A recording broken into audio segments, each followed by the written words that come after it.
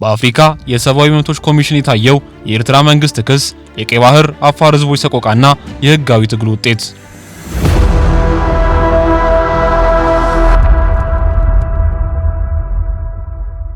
የቀይ ባህር አፋር ዲሞክራሲያዊ ድርጅት በኤርትራ የአስመራ አገዛዝ በቀይ ባህር አፋር ህዝቦች ላይ ተፈጸመውን ያለውን ስልታዊና ቀጣይነት ያለውን የዘር ማጥፋት ወንጀል በመቃወም ለዓለም አቀፉ ማህበረሰብ አስቸኳይ ጥሪ ያቀረበ። ድርጅቱ በጋምቢያ ባንጁል ለሚገኘው የአፍሪካ የሰብአዊና ህዝቦች መብቶች ኮሚሽን ያቀረበው የክስ አቤቱታ በይፋ ተቀባይነት ማግኘቱንና የኤርትራ መንግስት ለቀረበበት ክስ በ60 ቀናት ውስጥ ምላሽ እንዲሰጥ ትዕዛዝ እንደተላለፈ አስታውቋል። የቀይ ባህር አፋር ዲሞክራሲያዊ ድርጅት በኤርትራ አምባገነን አገዛዝ በደናክል አካባቢ በሚኖሩ የአፋር ተወላጆች ላይ እየደረሰ ያለውን መጠነ ሰፊ የመብት ጥሰት ለዓለም አቀፍ መገናኛ ብዙሃን አሳውቋል።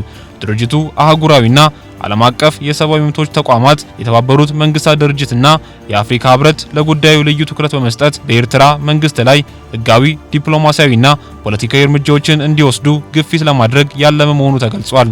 እንደ ድርጅቱ መግለጫ ከሆነ የአፍሪካ የሰብአዊና ህዝቦች መብቶች ኮሚሽን የክሱን ፍሬ ነገርና ይዘት መርምሮ ተቀባይነት ያለው መሆኑን እውቅና ሰጥቷል። በዚህ መሰረት ኮሚሽኑ በታህሳስ 15 ቀን 2018 ዓ.ም ባስተላለፈው ውሳኔ አምባገነኑ የኤርትራ መንግስት ክሱ ከደረሰው ቀን ጀምሮ ባሉት 2 ወራት ውስጥ ምላሽ እንዲሰጥ በይፋ አስታውቋል። ይህ ክስ የቀረበው እንደ አውሮፓውያን አቆጣጠር ሰኔ 4 ቀን 2025 ዓ.ም ሲሆን 122 ገጾችን የያዘ ሙሉ ማስረጃ የተያዘበት የክስ ሰነድ ለኮሚሽኑ ገቢ ማድረጉን አስታውቋል። በአስመራው አገዛዝ እየተፈጸሙ ያሉ የመብት ጥሰቶች እጅግ ዘግናኝ መሆናቸውን የገለጸው ድርጅቱ ከ1993 ዓ.ም ጀምሮ በቀይ ባህር አፋር ህዝቦች ላይ የዘር ማጥፋት ወንጀል ሲፈጸም ቆየቱን አስረድቷል። ከነዚህ ጥሰቶች መካከል በጋሃሬ፣ ዋዴ፣ ሃይላይዲና አቤቴ ኮማ አካባቢዎች ዜጎችን ያለ ፍርድ መግደል፣ በጅምላ መቅበር እንዲሁም በማይሰርዋ ኢራኤሮና ዳህላክ በሚገኙ ድብቅ እስር ቤቶች ውስጥ ያለ ፍርድ ማሰቃየት ዋና ዋናዎቹ ናቸው። በተጨማሪም በሺዎች የሚቆጠሩ የፖለቲካ ሰዎች፣ የሀገር ሽማግሌዎች፣ የሃይማኖት መሪዎችና ወጣቶች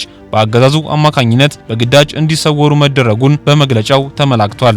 የግዳጅ መፈናቀልም የህዝቡ ዋነኛ ስጋት ሆኖ የቀጠለ ሲሆን እስካሁን ከ300 ሺህ በላይ የቀይ ባህር አፋር ህዝቦች ከታሪካዊ መሬታቸው በህገወጥ መንገድ ተፈናቅለው ወደ ጎረቤት ሀገራት እንዲሰደዱ ተደርገዋል። በተለይም በኮሉሉ ፓታሽ ፕሮጀክት ምክንያት የሚፈጸመው መፈናቀልና በአውዳቅ፣ ቄቄሎ፣ ዋሃን እና አሰብ አካባቢዎች ጾታዊ ጥቃትን እንደ አፈና መሳሪያ መጠቀም የአገዛዙ የጭካኔ ተግባር መገለጫዎች ሆነው ቀርቧል ተብሏል። ህዝቡ ራሱን በራሱ የማስተዳደር መብቱ ከመነጠቁ ባለፈ ማንነቱና ባህሉን ለማጥፋት ታስቦ ሀደ ልቢ ሀደ ህዝቢ በሚል መርህ የቁርአን ትምህርት እንዳይሰጥ፣ መስጊዶች እንዲዘጉና በቋንቋቸው እንዳይማሩ ተጽዕኖ እየተደረገባቸው መሆኑ ተጠቁሟል።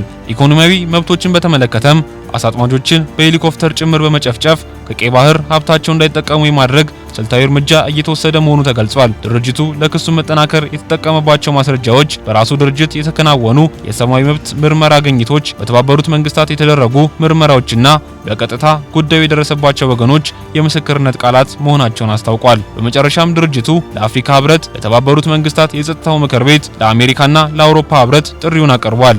እነዚህ አካላት በኤርትራ መንግስት ላይ የፖለቲካና ዲፕሎማሲያዊ ጫና እንዲያሳድሩ፣ በወታደራዊና ፖለቲካዊ አመራሮች ላይ የጉዞ እገዳና የማዕቀብ እርምጃ እንዲወስዱ ጠይቋል። ድርጅቱ የአፍሪካ የሰብአዊና ህዝቦች መብቶች ኮሚሽን ጉዳዩን በትኩረት ተመልክቶ ክሱን በመቀበሉ ምስጋናውን አቀርቦ ዓለም አቀፍ ሚዲያዎችም የዚህ ግፉ ህዝብ ድምጽ እንዲሆኑ ጥሪውን አስተላልፏል።